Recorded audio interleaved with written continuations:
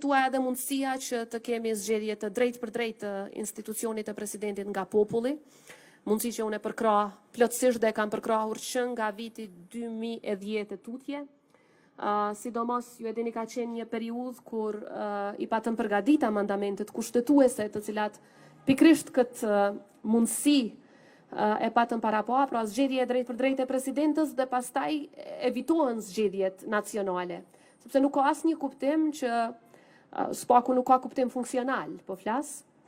që për shkak të dështimit të zgjedhjes së presidentës të shkohet pastaj edhe në zgjedhje për parlament edhe në zgjedhje për qeveri, dhe atë për një parlament e për një qeveri që me siguri me mezi do të konstituohet, siç e pam nga kjo praktik. Pra ishte një mundësi, unë pash një vullnet goxhat madh nga një numër i madh i partive politike, që të shkohet me zgjedhje drejt për drejt nga populli, që siç e thash është një instrument që unë e kam përkrahur për gjatë gjithë karrierës sime politike, mendoj që është mënyra më e mirë, sepse zëri i popullit është ai që nuk gabon kurrë.